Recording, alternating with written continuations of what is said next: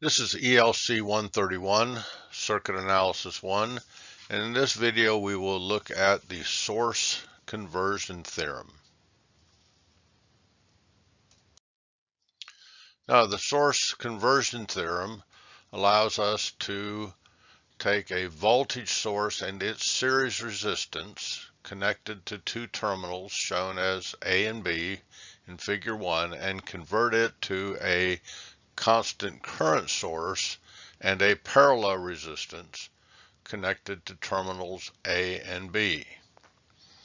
And we can also, with the source conversion theorem, convert the current source and its parallel resistance to a voltage source and a series resistance. So the source conversion theorem allows us to convert these sources and resistances from one configuration to another. Now, to convert a voltage source to a current source, we follow these steps. We place a short between the terminals A and B, and we find the current flow through those terminals A and B. And this is our constant current source labeled IS. Then we open the circuit between the terminals A and B and find the resistance between those two terminals with the voltage source replaced by a short. And this is the value of our parallel resistance, RP. Then we place IS and RP in parallel with the terminals A and B, and this is our equivalent constant current source. Then we replace the component or components that were originally connected to the terminals A and B.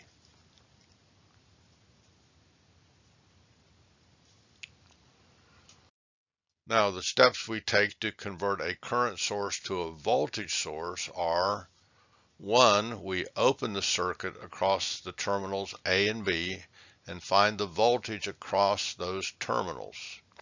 This is the constant voltage source, Vs.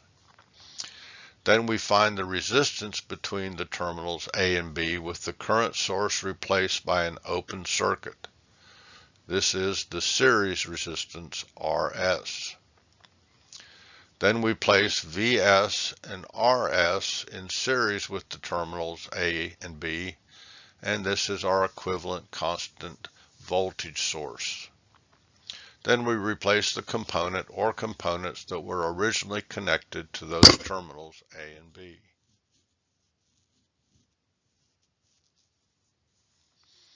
Hopefully you are seeing some similarities with our voltage source and series resistance to the Thevenin equivalent circuit and the current source and its parallel resistance to the Norton circuit. So let's look at an example of the source conversion theorem. We're going to convert Vs and Rs in the circuit of Figure 1 to a current source and a parallel resistor. Then we'll use this constant current source to determine or calculate the current through resistor RL. So note that the voltage source and its series resistance connect to the two terminals A and B. So we're going to take everything to the left of A and B, Vs and R1, and convert it to a current source, Is, and a parallel resistor or a parallel resistance, Rp. So the first step is to place a short between the terminals A and B, and then find the current through the terminals A and B, and this is our constant current source, Is.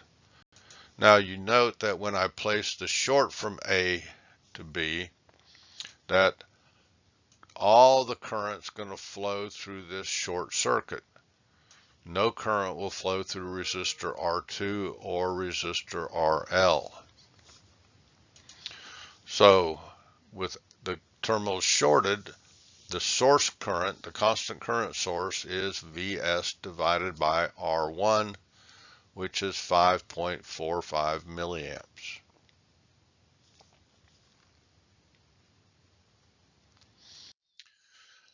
Then we open the circuit between terminals A and B and find the resistance between those two terminals with the voltage source replaced by a short circuit.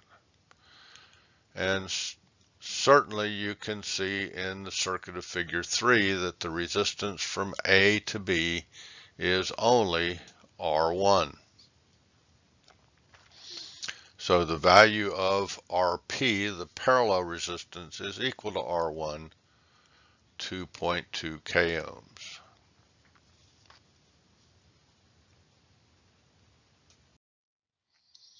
Then Is and Rp are connected in parallel with those terminals A and B, and we replace the component or components that were originally connected to those terminals. So the circuit of figure 4 shows our equivalent constant current source circuit. Now again, understand that R2 and RL cannot tell the difference between the circuit of figure 4 and the circuit of figure 1.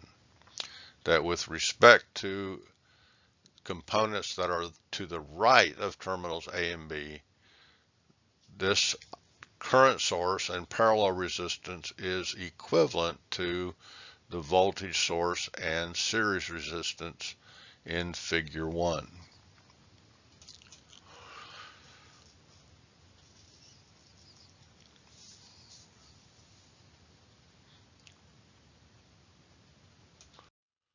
So looking at the circuit of figure 4, we can calculate the current through the load resistor using the current divider formula.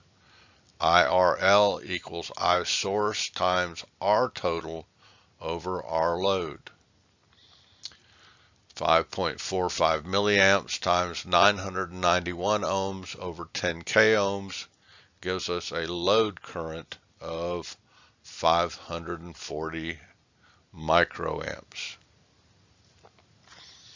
Now in our series of videos on circuit analysis theorems, we have covered the Thevenin's theorem, Norton's theorem, the superposition theorem, and now the source conversion theorem.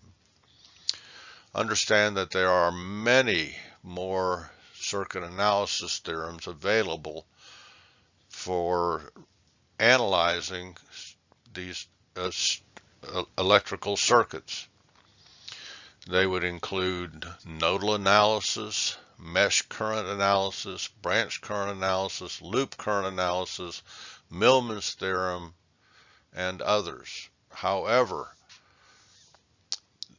when the application of nodal analysis, mesh current analysis, branch current analysis, loop analysis, those analysis theorems yield a series of simultaneous equations that have to be solved to find our circuit values, be them currents or voltages.